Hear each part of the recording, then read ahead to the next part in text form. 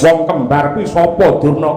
Satriya ing sawo jajar bumi Retawu nenggih pun nak kula kaliyan Sedewa sing nyolong Kyai Darmas. Lho, ya ganjil cara timbangan jumlah menika mboten tinemu ing akal, mboten tinemu ing nalar.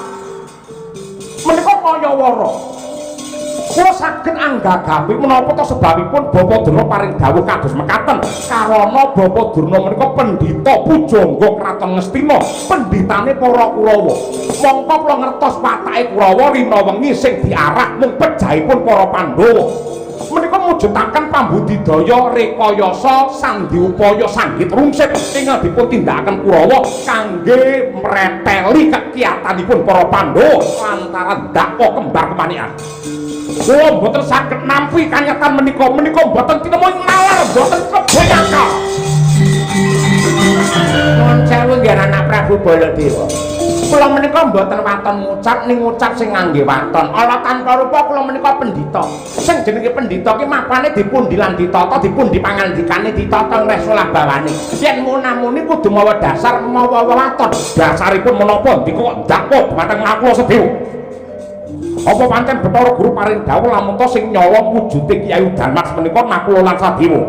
Yen pancen mekaten, mangke kula piyambak ing badhe ngajar dhumateng nakula Sedewa yen perlu nakula Sedewa badhe kula pejahi. Ning menawi ngantos Bathara Guru paring dawuh bilih boten ngendika menapa-menapa kaliyan Bapak Durna, menapa Bapak Durna wani nampani kanepsane Baladewa. Menjang menapa ndika anggenipun minggah kayangan Dinten menika ugi kula teka ning kayangan ora bakal ketemu karo Bathara Guru. sebabe pripun? Merga Bathara Guru dina iki nginep ning guyangan, Bathara. Ora bakal ketemu karo Bathara Guru. Ora bakal kakon ketemu karo Dewa Suralaya. Allah nuwun sewu. Kanjeng Hyang Pakondo ingkang kula beteni. Koko Prabu Mandura ingkang kula beteni, Bapak Durna ingkang kula sungkemi, Paman Patih Haryosen Kuning ingkang kula tresnani, lan ugi kabeh para sata Kurawa dipenakni anggen mulungguh.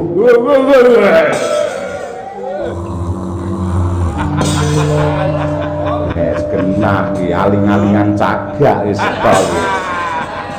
Wirsasana bola-balik. Nuwun sewu. Kalilan kula badhe matur jumbuh kalian pentuling manah kula. Nuwun sewu. Menungso menika tipakipun padha lonjong ning kala mangsa atinipun boten golong. Milombo menawi kula benten pamanggih kalian Koko Prabu Mandura, kula nyuwun agunging samudra pangaksami. Kaki Prabu Duryudana beda panemu ora dadi apa, paton bedane panemu ora obak-obak marang katentreman. Inggih Kanjeng Hyang. Menawi saking pamanggih kula magepokan prahara ingkang nimbrung wonten ing Mandaraka.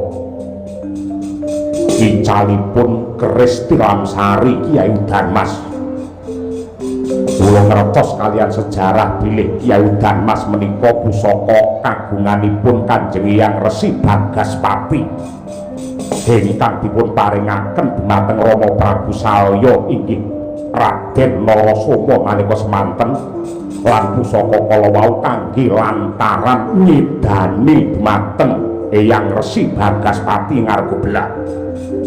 Pancen menika pusaka ingkang ngidap-ngidapi, menika pusaka ingkang ampuh. Pramila boten aneh, boten muka kathah tiyang manca negari ing sami nglirik dhumateng pusaka kala wau. Merga kepingin jajah negara Mandaraka, kepingin golingake keprabone Rama Prabu Salyapati. Ora ana dalan sing kudu tinempuh kejaba nyidra wujudipun Kyai Darmas. Menawi Kyai Darmas menika sampun dipun cidruk tartamtu negari Mandaraka badhe ringkih buktinipun Kanjeng Rama Salyapati nandhang gerah. Dados kula anggadhahi pamanggih bilih calipun Kyai Darmas menika pancen dipun colong kalian Burakaka, dicolong kalian malih.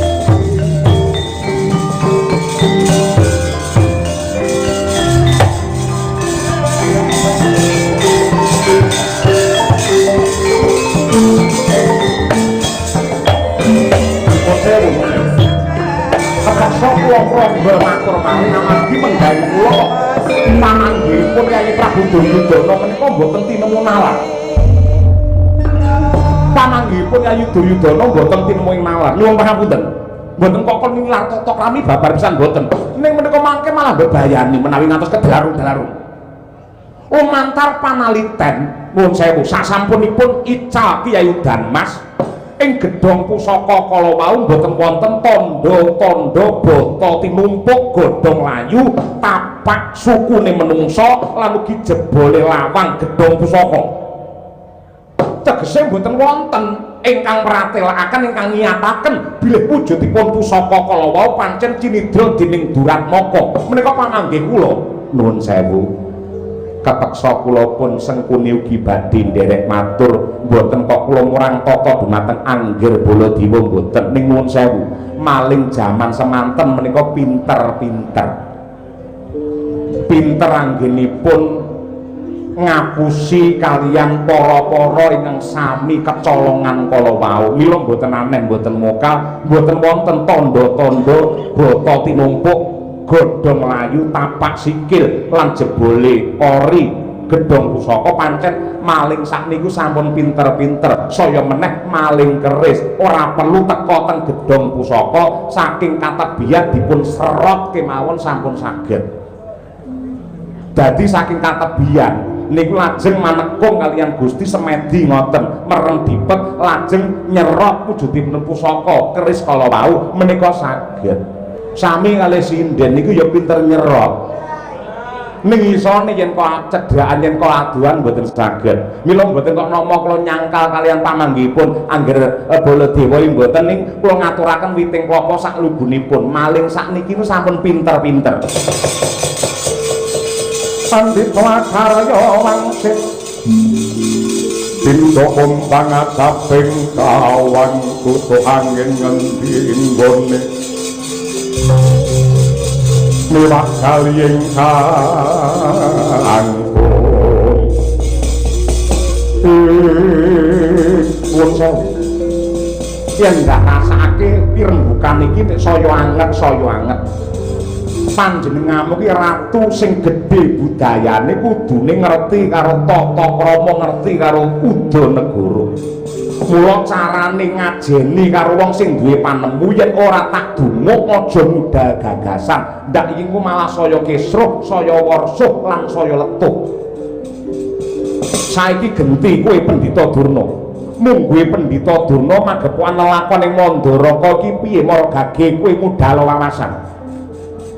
Kon inggih penemban Begawan Bisma kaliyan kula matur sisih nyuwun ing samudra pangaksami nun sewu Angger Baladewa Angger Duryudana ingkang dhat kula hormati Adipati Harya Sengkuni lan sedaya para lenggah ing mapan wonten ing Talkanda mriki nuwun sewu. Kula condhong kula rumaja kaliyan pamanggihipun anak Prabu Duryudana bilih Kyai Udan Mas menika pancen cinidra dening Duratmaka lan icalipun keris kala wau andadosaken gerahipun Prabu Salyapati. Pamanggih kula mekaten. Lah ing kedadipun rembag icalipun keris Udan Mas menika sakmenika mapanipun wonten pundi? Yen pancen cinidra dening Duratmaka malinge niku sinten? Lah monggo dipun padosi, monggo dipun glecak. Menawi saking panggih kula saking wawasanipun Durna wonten satriya kembar kemanian ingkang semunipun edan kalian jabatan mendem kalian kelungguhan. Tiyang kembar kala wau menawi pengin dadi ratu wonten negari Ngamarta mboten kelakon upamane si Puntadewa mangke lereh keprabon mesti mudune dhateng Pancawala. Yen ora dhateng Pancawala dhateng adine Puntadewa Werkudara. Yen Werkudara mboten purun mesti bareng mandhapipun dados Janaka Langka sagedipun dados ratu wonten negari Ngamarta. Lah ing ngadipun incim menika nenggih negaranipun Pakne Gedhe nenggih pun Mandaraka kala wau. Lare kembar kalau saged anggagapi yen pusaka Kyai Udan Mas kala wau dipun cidra tartamtu andadosaken penggalipun Prabu Salyapati saya awrat satemen nandhagrah wong lara yen ora entuk tamba ning ndi paranen tanpa badhe seda yen Salyapati menika seda tartamtu lare kembar kala wau badhe ngemudeni kratoni jumeneng Narendra wonten negari Mandaraka. Wong kembar kuwi sapa Durna? Satriya ing Sawojajar Bumi Retawu nggih pun nak kula kalian sedewa sing nyolong Kyai Udan Mas. Lho, iya.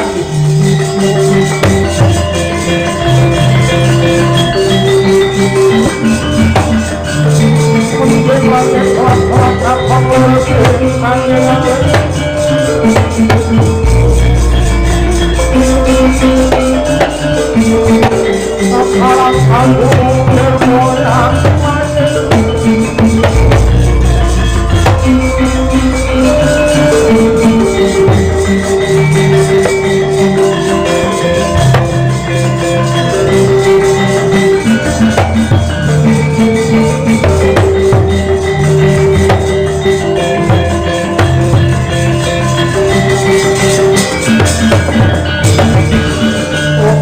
taklir kinata supaya ini pidoto kang mawing wengis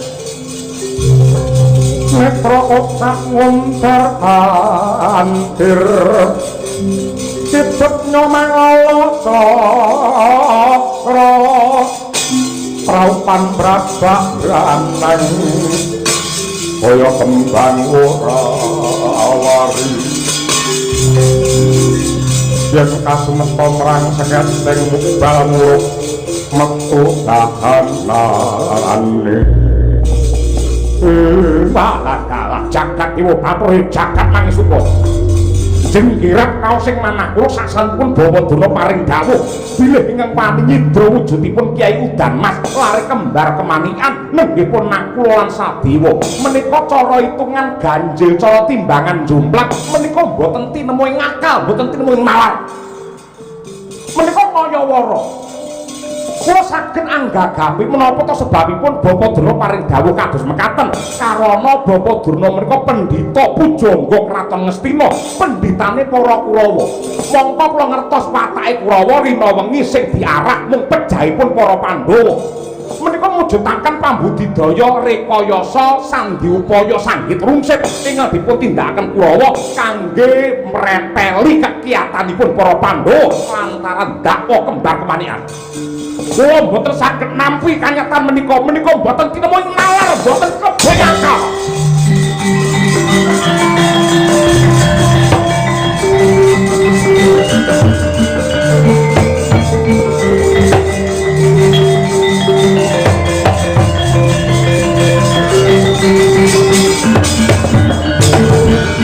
nuwun sewu nggih anak Prabu Baladewa kula menika mboten waton ngucap ning ngucap sing ngangge waton ala tanpa rupa kula menika pendhita sing jenenge pendhita ki mapane dipundi lan ditata dipundi pangandikane ditata ngresolah bawane yen munamuni kudu mawa dasar mawa waton dasaripun menapa ndika dakwa dumateng aku Sedewa awet pangsite dewa sinten dewa kayangan kabeh dewa teng kayangan mboten enten dewa teng komplek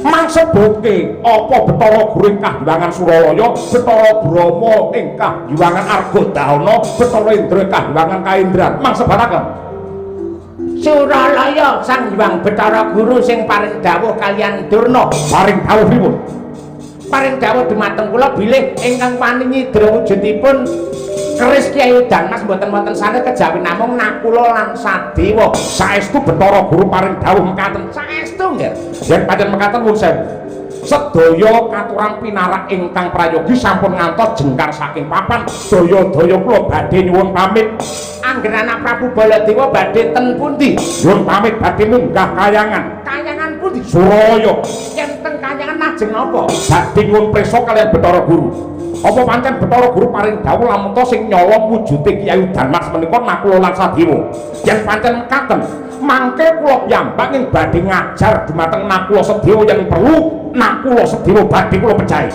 ning menawi ngantos Betara Guru paring dawuh bilih boten ngendika menapa-menapa kaliyan Bapa Durna menapa Bapa Durna wani nampani kaneksane Baladewa minggah menapa ndika anggenipun minggah kayangan dinten menika ugi kula teka ning kayangan ora bakal ketemu karo Betara Guru sebabe pripun merga Betara Guru dina iki nginep ning guyangan mboten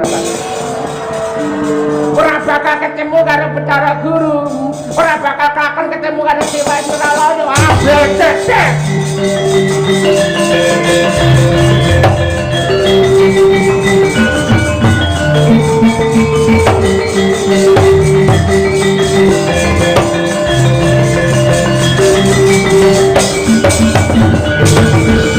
menika mangke kriwikan badhe dados grojokan perkara sepele bakal dadi gawe wong guyon dadi tangisan Menapa to sebabipun kula matur kados mekaten amargi dawuh pangandikanipun Bapa Durna menika mboten mawa waton, mboten mawa dasar. Mila sumpah kula sinten kemawon ingkang badhe murang tata dumateng adi kula kembar kemanikan mangke musuhe Baladewa. Lan kula anggep bilih sarasehan menika mboten sah. Sarasehan menika mboten kangge menawi pancen sarasehan menika resmi lan adil kedahipun ingkang dipun undang wonten mriki mboten namung para Kurawa nek lebet para Pandhawa ugi dipun ulemi adi kula Ndarawati Yayi Bathara Kresna ugi dipun undangi ing menapa kok sing diundang mung Kurawa tok Adipati apa Kakang Durna apa Ratu Ndarawati angger anak Prabu Kresna ora diaturi rawuh sarasehan ana ing Talkanda ya wis tak undangi wis tak ulemi ning panjenengane tek ora ana kabar lah niku wis diundangi kalian Patih Haryo Sengkuni ning niku gandeng wong kondang wong sugih ratu pisan duwe derajat pangkat nalika ruwen menika anggenipun nyawonaken medya sowan ning masyarakat sowan ning ndi ning bareng takon dadi ratu tenan ora gelem sawung kalian para kawula niku eleke Ratu Ndarawati ngoten niku ora gelem kumpul kalian para kawula menika nyatanipun sampun dipun undangi wis ngene wae saiki ngene yen mung bengkerengan bantah dredah munggah panca bakal ora bakal ana rampunge adate wong pirembugan ki lamun to ora bisa nemokake titik temu nggunakake swara akeh saiki aku tak nyuwun prisa marang kabeh sing kepareng lenggah yen Nakula lan Sedewa didapuk nyidra anane Kyai Udan Mas kira-kira kabeh sing lungguh kene sarujuk apa sarujuk sarujuk sarujuk Nakula Sedewa malih Nakula Sedewa malih Nakula Sedewa malih Nakula Sedewa sakembar malih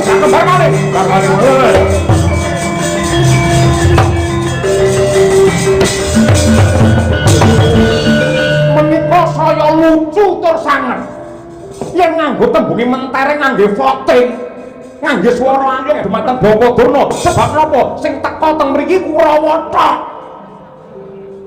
arep diapusi lho pripun enten brengok ngoten niku mamper mergo kabeh demo dipandhegani kalih Pak Ribut kabeh sarujuk Nakula Sedewa maling mesti Kurawa tok tur Kurawa anggenipun kalih para Pandhawa menika musuh mila sarasehan kula menika mboten panggep sah bergedes kula mboten sarujuk sinten kemawon ingkang badhe murang tata kaliyan kembar kemanikan mengko urusane karo Ratu Mandura sarasehan bersah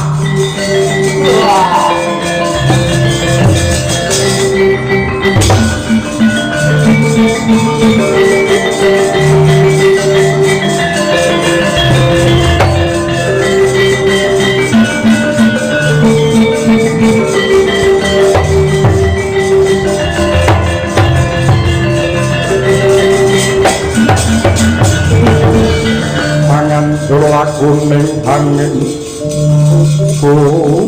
kuragrane ngarga kura buni torek kakiri-kiri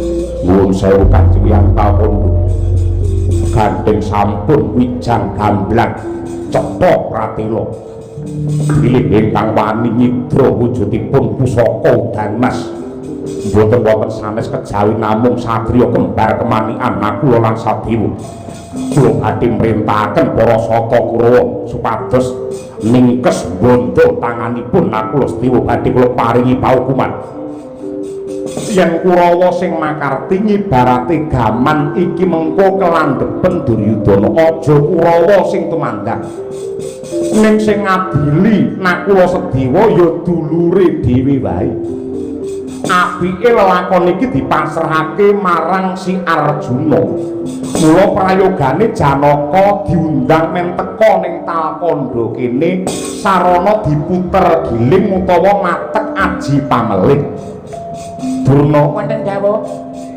Janaka ki lak muridmu nggih menika murid kula kinasih gandeng kowe pendhita pengpengan mara gage kowe mateka aji pameling si Janaka tekakno ning Talkanda kene. Nyuwun pangapunten menawi kula kedah matek Aji Pameling mboten saged penemban. Nek ora iso sebab apa? Ngapunten kula dereng kramas penemban, dereng kramas. Kula dereng suci nika. Mboten badhe mandi menawi nyuwun wonten ngasanipun Gusti. Pasrah bongkoan kemawon dumateng Paduka penemban Begawan Bisma ngoten. Pendhita nek kaya ngono. Nggih nyuwun ngapunten, nyuwun ngapunten. Bojo kula menika dijak leren sawengi mboten purun. Jaran kae. Jaran dasmu kuwi ora. Ya wis ora usah geger karo sengkune mesti geger tuwa-tuwa nek kaya ngono. Wis lungguh pang prayoga sing bakal nyeluk sidanan Widoyo.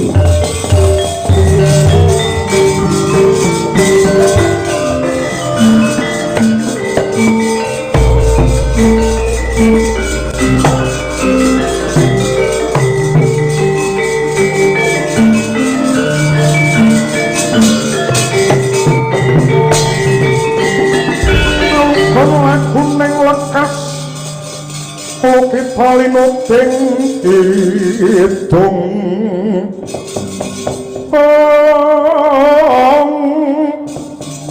kadung kadereng hamomor pembangun manah ayu ana tanah golong kumulung manatu koro mengko dhisik Putu Prabu Ndarawati Nabyanta kowe iki Narendra ingkang kebak ing tata krama nanging ndak sawang saka pamandengmu kelawan pun eyang semune tek ora rena kang dadi rasamu ana apa Harimurti nuwun sewu Kanjeng Hyang Paduka menika sesepuh ingkang kedahipun kula aji-aji dipun hormati sarta dipun pundi-pundi dening putra wayah. Ning ibaratipun banyu ingkang bening sak mangke dados butek ingkang andadosaken butek menika Paduka Kanjeng Hyang. Kawontenan ingkang padhang sak mangke dados ndedhet inggih saking pakartinipun Kanjeng Hyang. Lho dosa kelumputane Bisma apa kuwi aja waton ngucap kaya mengkono Kresna. Nuwun sewu. Kula wani ngabotawan utawi totowan kalian jenenganipun. Menawi adi kula pun nakula sadewa menika mboten lepat mboten klentu kenging menapa kok dipun fitnah nyidra wontenipun keris Kyai Udan Mas. Menika mboten tinmuing malah. Lho, nalika semana ki ana pirembugan ana sarasian kemapan ana ing Talkanda. Mongko ngibarati gending eyangmu iki mung ngegongi kepiye kersane para-para ing padha rembugan ning kono. Lah kok dadi kowe ngluputake marang aku. Nuwun sewu. Kedahipun Paduka menika saged mambengi sarta amenggak dumateng para Kurawa ingkang tumindak marang tata kados mekaten satemah anget dukumba kerukunanipun para Pandhawa. Yayi Arjuna ingkang tega mentala nenggih ngendangaken yayina kula. Bab menika kula boten saged nampi. Yen kowe ora iso nampa kowe arep apa? Nyuwun pangapunten menapa kula kedah ngemutaken dumateng Eyang Bisma. Yen kula emutaken sarana alus boten saged napa Ratu Ndarawati kedah kasar kaliyan Paduka. Yen ngejak geger mondok kira wedi karo kowe.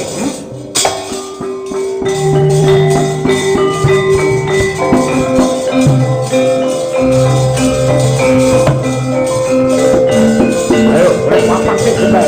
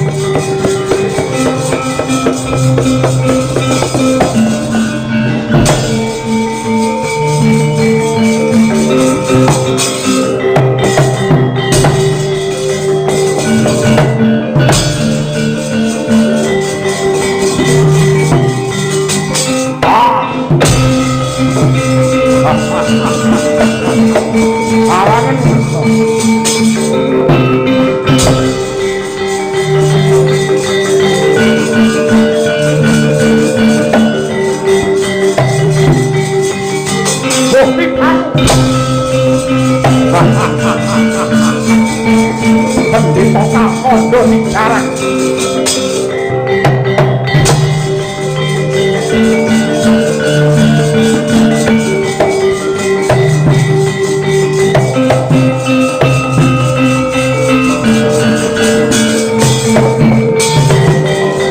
Kok Kresna lan ngandika Dodayi Prabu Hayuwa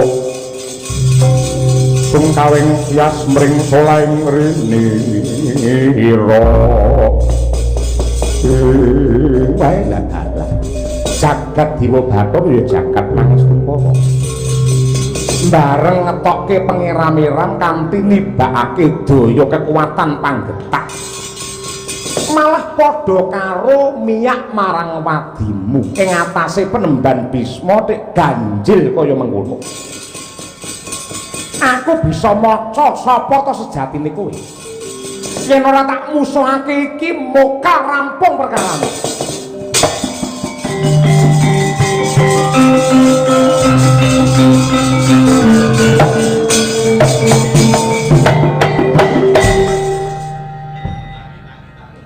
Kok kowe sing teka mloya mlayu rene rono ndi sing bonang ndi sing anu nyambut aku labul-labul marang Sri Kresna Nata Agung Ndarawati Paduka Prabu Harimurti. Kowe ngopo tek rene kaya pinetik talingan kula dipun timbali kalian Ratu Ndarawati. Krungumu piye? Gegong rene kilo wedokan. Tak tutuk ndasmu. Dudu kowe sing tak celuk. Lah sapa? Iki tak celuk.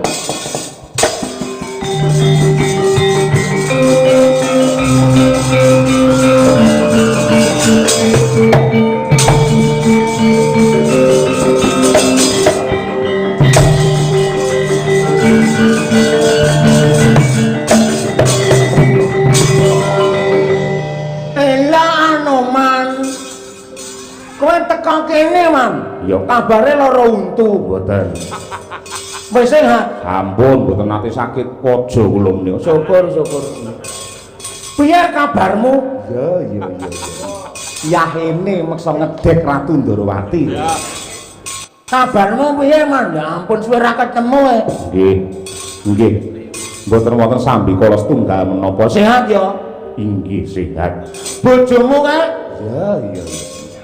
Inggih. Sayem lho, sayem Prabu. Ayo, sehat. Inggih pangestunipun sehat. Aku kelingan nalika semana lek mun nemu ning Triwindu. Guwa Windu Triwindu. Padake barang lawas.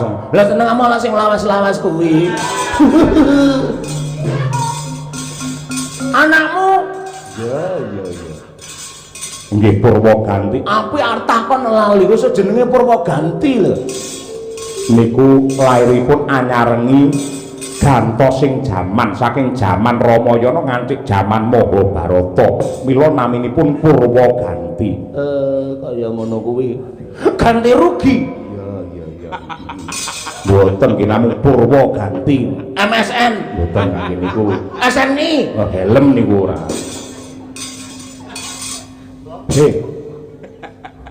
Eneng apa? Kuwi jane rasamu ning ndi? Aku saben-saben bakal ku mlawe arep ngundang Anoman kowe omong dhisik, mongko suarane banter kowe. Lah jeneng ndi kok to? Iya no. Kowe aja nripeti lakuku. Rumangsamu dadi Ratu Ndarawati gampang nopo piye? Aku iki pakaryanku akeh kudu ngrampungi perkara pirang-pirang. Parandene malah kok ruwet kok kisruh kaya mengkono kuwi. Apa ngene wae? Men gampang anggenku nentokake perkara ijol dapuan apa piye? Maksude kowe dadi Kresna, aku tak dadi Bagong. Men kowe iso ngrasakne kaya apa abote Ratu Ndarawati. Upamane kowe dadi Kresna kira-kira gelem apa ora? Iya to. Saiki coba sing kerbadak. Ngondelong Mas. Upamane kowe dadi Kresna kira-kira gelem apa ora? Gini to. Wis kene rek. Resna kene. Ngolang alih. Diarani penabuh pinter apa piye? Ngolang alih. Ngono, Resna. Linggoe nang dhuwur. Iya. Lah bagonge kosong, aku tak bagong. Mboten sekeca kula tinar wonten wingking kula. Biasa iki dek senane kok mburi ya iki. Tak printah enda to. Apa-apa wong iki wis diperintah karo bose. Kurang cini ora, Man? Kirang alit. Baca dah. Kirang alit.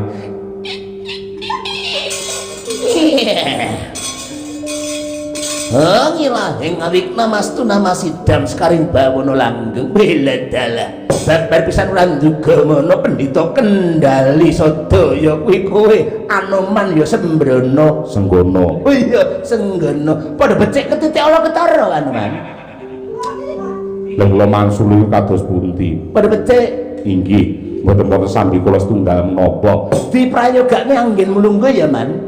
Inggih pangraos mboten kirang prayogi. Elane muri bagong ya ampun dipenakne nggon mulungga ya Gong ya nggih mboten kirang piye senengane kok ora jalki cokro apa piye abang gawa nang ndi tak gawa kuwi siji cokro loro rokok tak gone ndi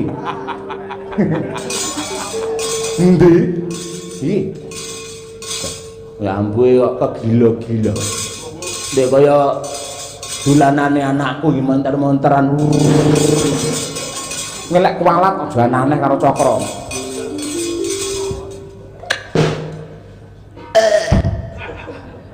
Anoman Wonten dawuh. iki ana pakaryan Niku dereng dipun tibani Kembang Jaya Kusuma wis ben turu anti isuk deh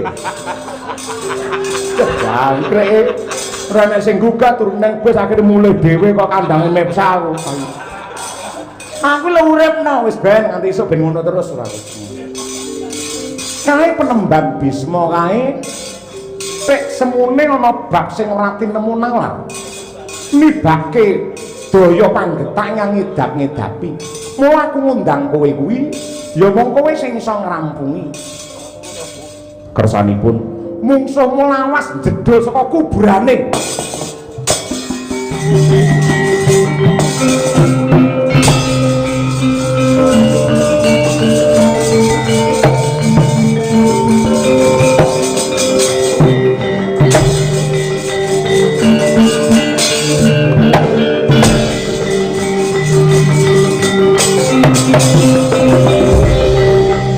kowe ngletak ning mburi sapa? Ampun ya ora ngalih tenan. Kebiangeten ora bangun. Mam. lah ya bukan akhirnya kok bong tak adekane wis ganti kelir aku panggah bubuk nang kene Sinun Prabu Ndarawati gorek ora aku iki lho gak njaluk rokoke rokok piye ngerokok cokro lho ana ya rokok cak cokro aku duwene kanca tani tani mati jane kena wong tuwek ora ana apa Anoman nuwun sewu kula nampi dawuh saking Nata Ndarawati Sri Bathara Kresna kowe diperintah apa aja manut karo Ratu Ndarawati sing minger kiblate menawi sesembahan kula Ratu Ndarawati mboten minger kiblate lah sing minger kiblate jenengan ndika menika ingkang minger kiblate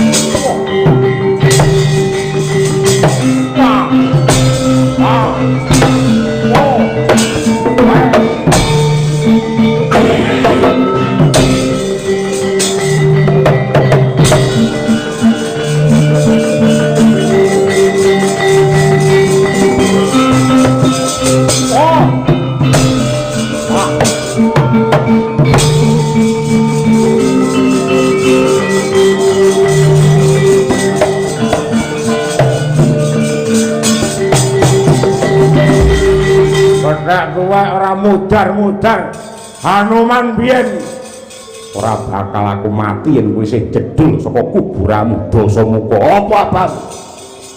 Kowe ngobak-obak banyu bening karep apa? Wiwit kuncung nganti gelung aku goleki titis Widawati. Mongko Ripalungguhan iki Widawati nitis marang bojone Janaka sing jenenge Wara Sembadra. Mula aku ngarah patine Nakula Sedewa. Yen Nakula Sedewa mati pendoliane mati ngenes, Janaka ya mudhar, Sembadra dadi randha barak kokot.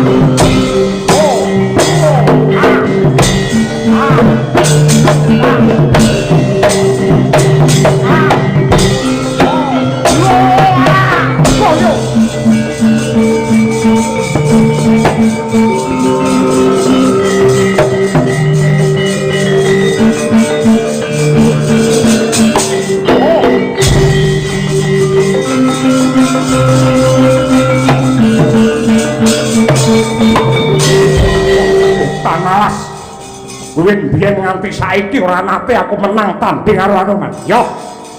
Ripalungguhan iki aku mundur. Ning mundure Dasamuka ora kalah. Aku ora kalah. Tak enteni limpene para Pandhawa. Janji wong Pandhawa ndeglek imane pecah kerukunane. Aku sing bakal ganggu.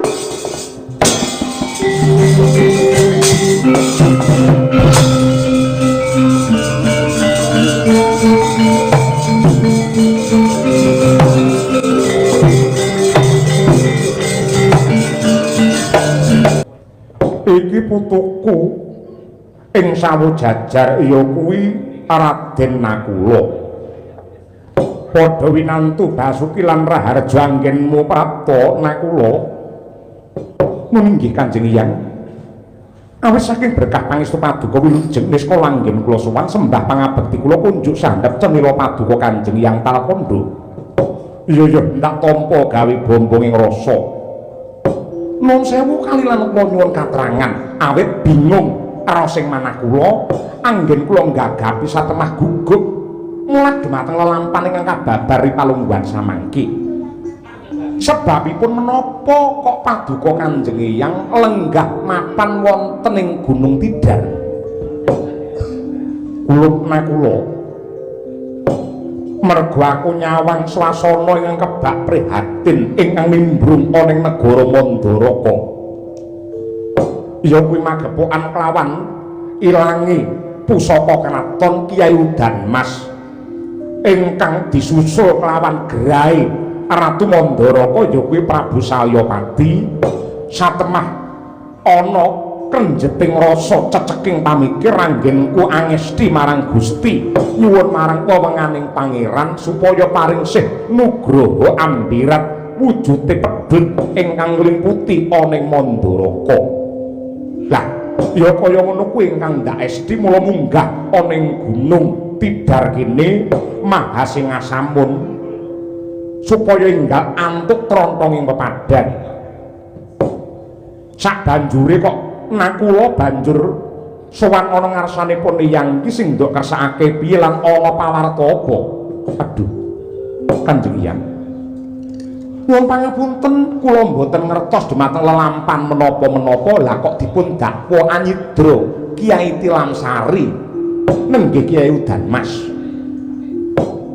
Kakang Mas Arjuna tega mentala badhe merjaya kaliyan kula satemah kula dipun tibani wujudipun jemparing ingkang maweh daya angin satemah kula kendang kapracundhan mongko kula dipun sumpah kemawon badhe nderek yen perlu kedah pejah kula mboten badhe gelo ingkang yektosipun babar pisan kula mboten mangkertos babagan nenggih icalipun keris Kyai Udan-mas nanging yogene kok lalampanipun ingkang wayah kados mekaten ya Hong ilahi ngawik namastu namasidan nakula ya nadyan kaya ngapa lan kepiye lelakon ingkang perih sing mbok tampa ripalungguhan iki tampanen kanthi ikhlas lan puniyang percaya mokal lamun to jeneng sira darbi patrap ingkang nista kaya mangkono ya mbok menawa carane pangeran carane Gusti anggene minterake marang kowe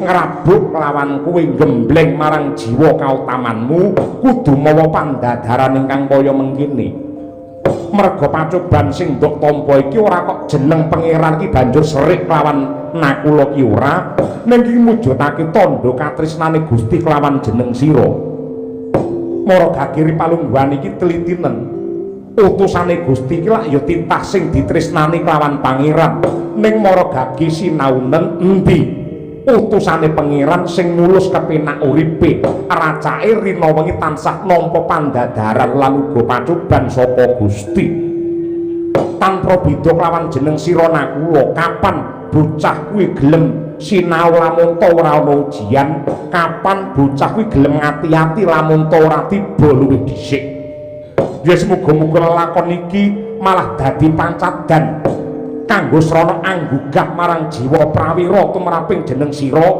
ingkang nyatane uga trah mandaraka nadyan to didakwa reget kang dadi asmamu kaya mengkono ning tampanen kanthi rasa ikhlas malah buktekno lamun to jeneng sira ora salah kanthi sok crana aja pati-pati bali lamun to durung bisa nemokake ingkang sinebut Kyai Udan-mas nakula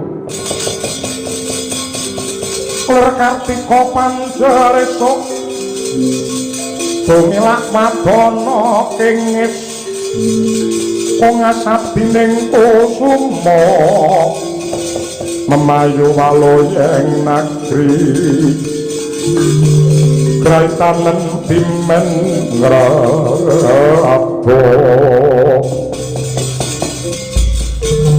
sedaya dawuh paduka badhe kula gegem kinarya pepangkem kula ngaturaken panuwun ingkang tanpa upami daya-daya kula badhe ngestokaken sedaya ingkang dados pangandika paduka kula nyuwun tambahing berkah pangestu Kanjeng Hyang sing percaya ya nggih sing percaya wong yen darbi sedya hayu mesti bakal manggih rahayu kula nakula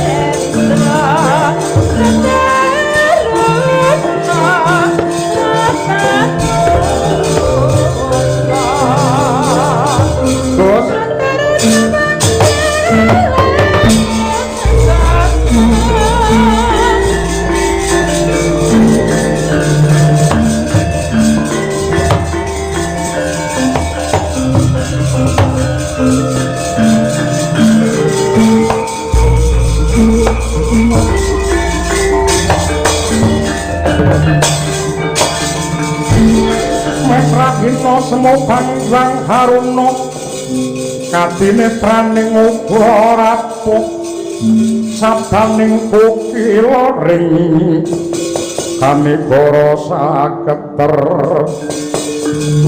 ini dunganing kunglir wusing wini panco Petruk nggih Den. Kula nderek prihatos ningali kawontenanipun dika ingkang kados mekaten ing atase wong jujur wong prasaja parandene malah ketaman awanget kados mekaten. Ora perlu kowe melu susah. Ning ripalungguhan iki kira-kira bab apa sing kudu ndak jangkah? Bab napa to niku dipun kersakaken? Aku yang perlu sumpah bakal ngubengi jagat ora ana mandheke. Sadurunge aku nemokake Kyai Udan Mas, aku ora bakal bali Petruk. Yen ngoten gandeng menika magepokan kalian pusaka, aja-aja pusaka menika mapan wonten ing piyayi-piyayi ingkang remen kalian bangsanipun barang-barang ingkang lawas kados mekaten. Kula menika kulina wirawiri golek barang-barang lawas ngoten niku. Yen sampean kersa nggo tumut kalian kula ning dipun to,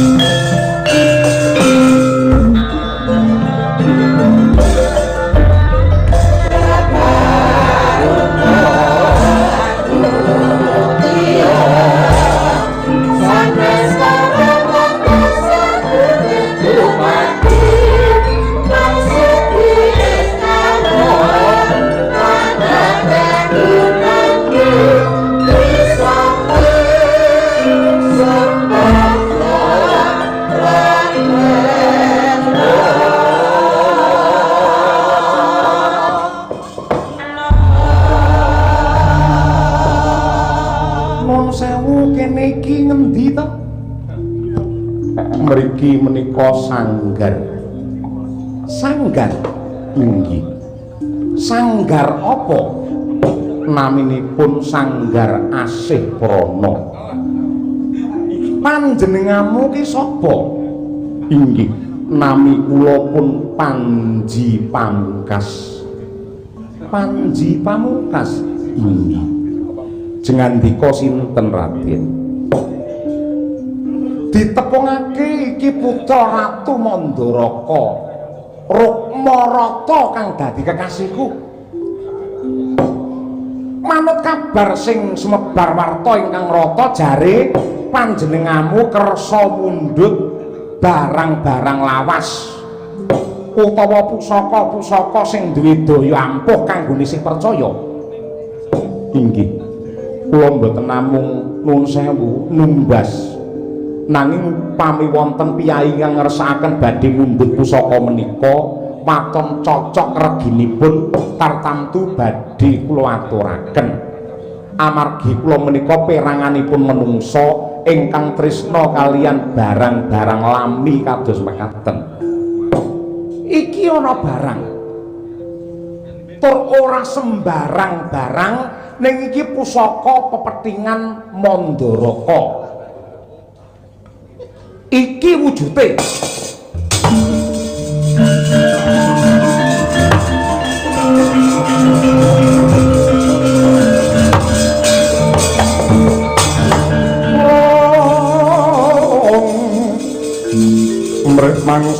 marimeng kalbu butine kang den bawani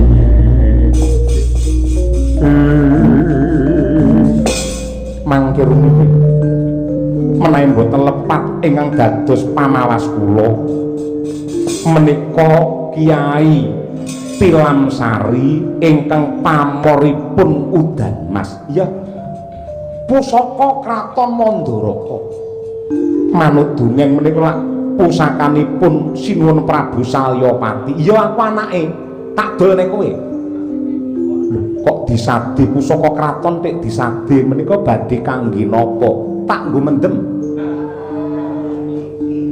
ya mendem omben-omben ya mendem karo wong wedok tukunen dalem tukunen mani pira kok mboten neman-neman wis to tukunen ora mung iki akeh pusaka sing wis tak dol yang perlu yang pusaka Mandaraka wis entek kek pendopoe sakane tak dol siji-siji lah dipun gantos mawi napa ngangge pring bakal tukunen lah pinten reginipun 100 yuta tak caoske kowe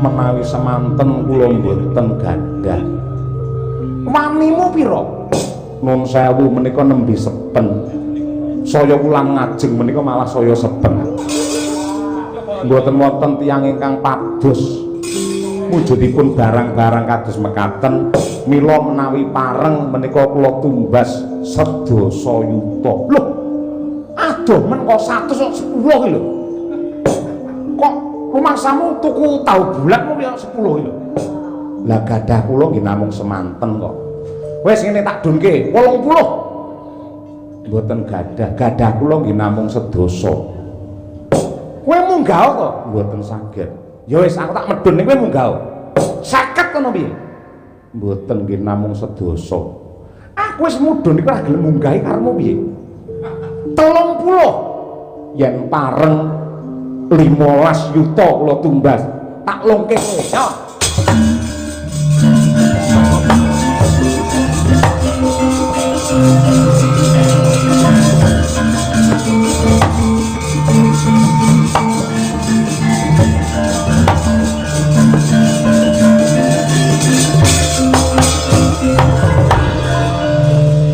menika gangsal welas ya ndak tampa muga-muga dadi srana kowe bisa mulya wibawa kapan-kapan yen aku dolan rene meneh Rukmarata teka kene meneh nggawa dagangan kowe kudu nuku lho tak dongake rezekimu akeh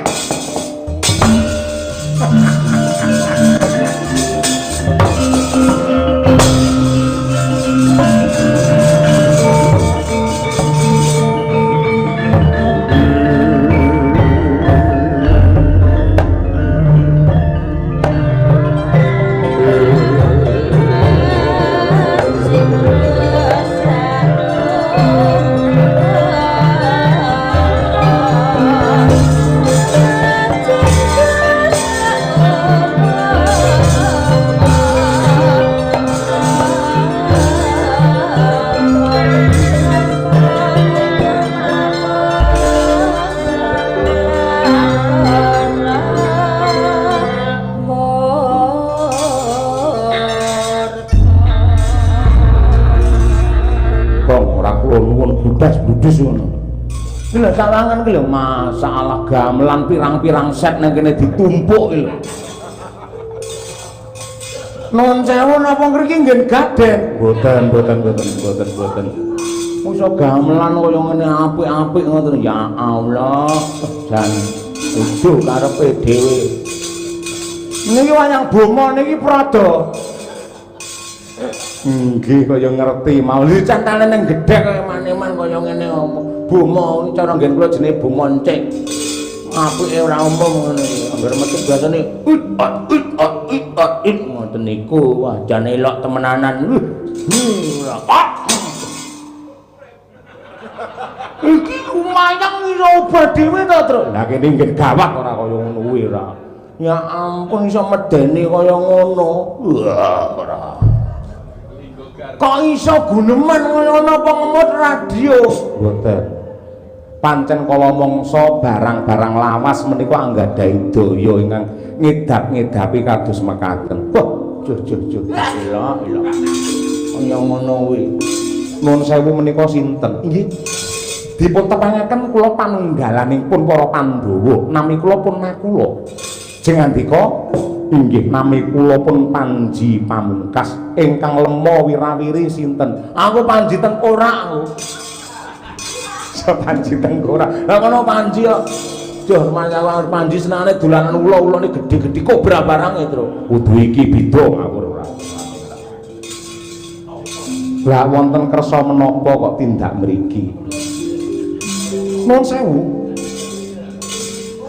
Napa leres bilih jeng andika wonten mriki menika sadyan barang-barang lami pusaka lan sanes-sanesipun. Nggih, pancen mekaten kula nggih numbas nggih nyadi waton cocok reginipun. Oh ngeten. Nggih riyen sik teng wingking nang centel kene wonten wujudipun keris ingkang glebyar mawa sorot nika napa? Ingkang pundi? Kae mburine kok. Nika naminipun Kyai Udan Mas. Lho.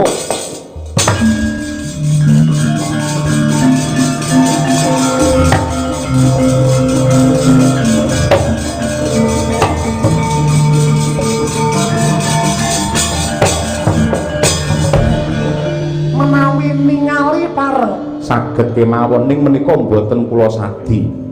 Ningali rumiyin nggih. Menika nembe kemawon kula pikantuk. Pikantuk saking putra Mandaraka naminipun Rukmarata ingkang nyadi pusaka menika. Lho. Putra Mandaraka inggih. Wonten napa? Mboten napa-napa. Kula tumbas nggih pinten reginipun menika mboten kula sadi. Mboten kula sadi. Nyuwun pangapunten menawi sanes-sanesipun monggo. Menika wonten wujudipun jemparing, wonten wujudipun gebyok, wonten tombak, wonten maneka warni. Nek kendange barang ning mburi kok ya ampun. Tabuhe sik tundung ding. Kok iso dia cili to. Tundung ding. Iki diwangkisne mau piye ngono lho penemban. Nggih kajenge sak wontenipun kados mekaten kok. Wah, jan elok. Pinten kula tumbas? Pinten yuta? 50 yuta kula bayar sakniki. Mboten. 100 yuta kula bayar. Mboten. Gang 100 yuta kula bayar. Mboten. 1 miliar mboten sagedipun dibayar ngangge nyawa kula. Menika mboten kula sadya jenengan nekat kemawon.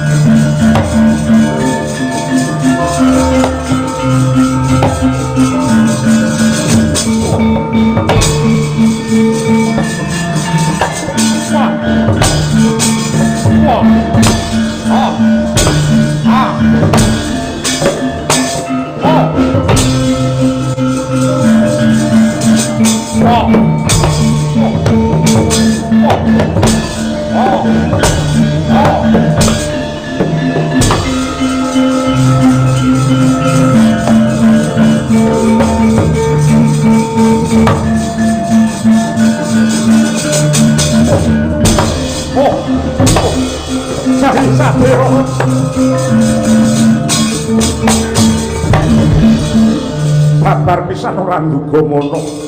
Namung to ingkang dadi Panji Pamungkas ki mau kadangipun Kakang Yayi Sadewa. Inggih Kakang Mas. Kula dados Brahmana dados tiyang ingkang sadhe wujudipun pusaka menika ugi pados sisik melik daya wonten pundi papan dunungipun Kyai Udan Mas ingkang ical. Gawanen rene Kakang.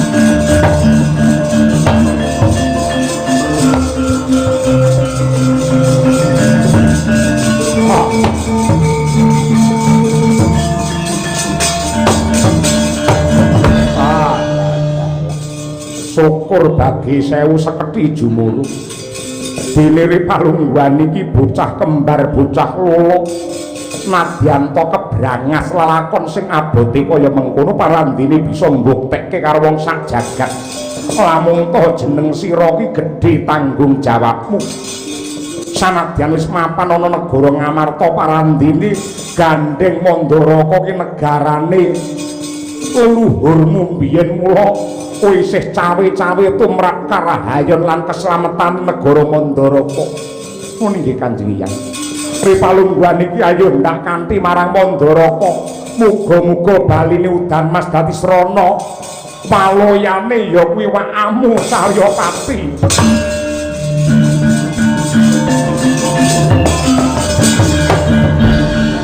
Napa to mirah ingsun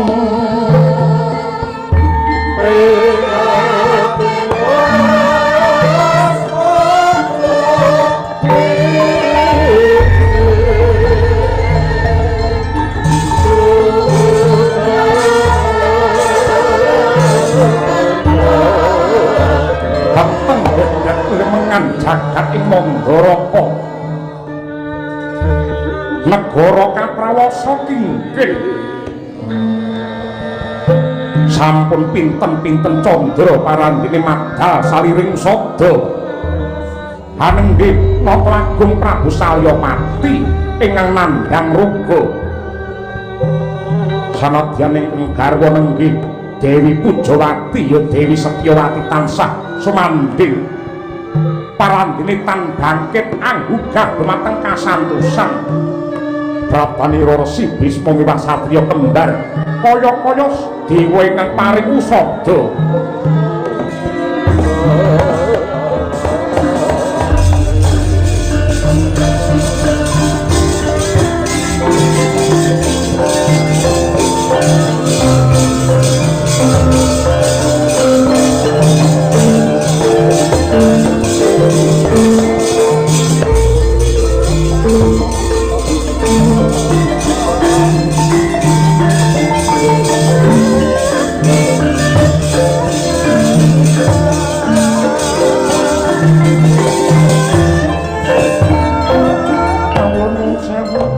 Mandaraka kula ingkang putra kekalih kula pun nakula kula pun sadewa nyuwun pangapunten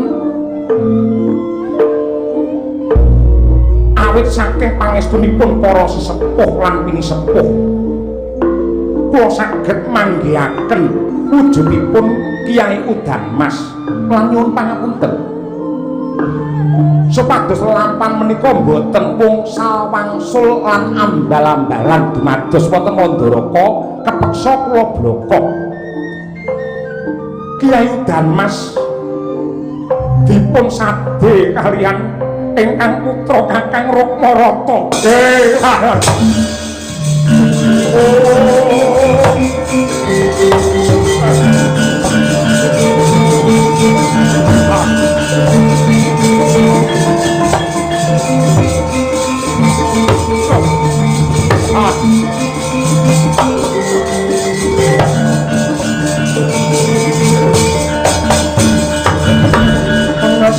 ning lupira kawang panggekono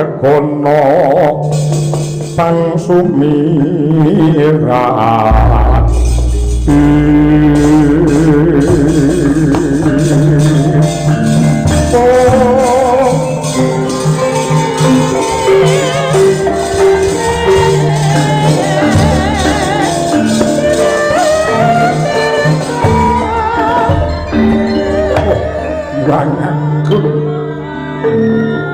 mugi paduka paring pajar dumateng negari Mandaraka anakku tak loro aku lawan sediwaku banget parima kasih merga kowe sing dadi lantaran baline Udan Mas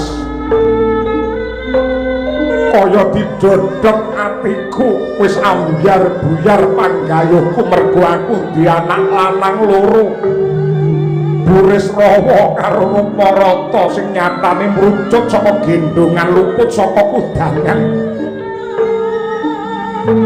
Mbok menawa aku lakonku kaya ngene iki ngunduh karo tanduranku dhewe mergo aku biyen tega mentala nyedani karo wong tuaku mara sepuh ya kuwi bapa penemban Bagaspati ya nganggo Kyai Udanmas.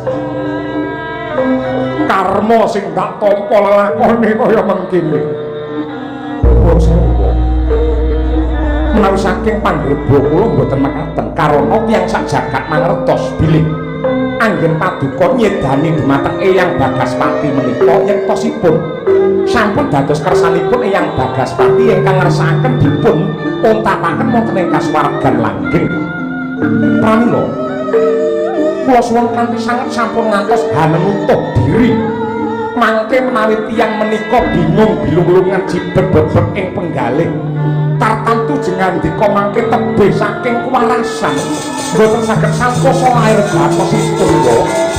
Ya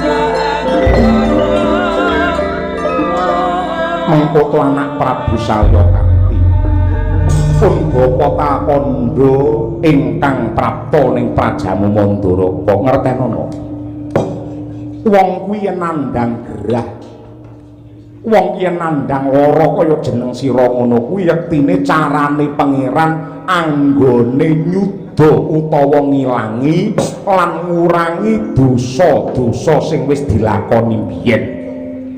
Lan saking lelara Nadyantana sing ngarani lamun ta kuwi ujian utawa pendadaran utawa pepiling saka Gusti ning yektine pangeran paring wujude lara marang titah ing pamrih supaya titah mau gelem nyedak kelawan Gusti ingkang murba jagat lan magepokan kelawan Kyai Udanmas sing ripalungguhan iki wis bali marang negaramu sing nyatane keris dapur Tilamsari.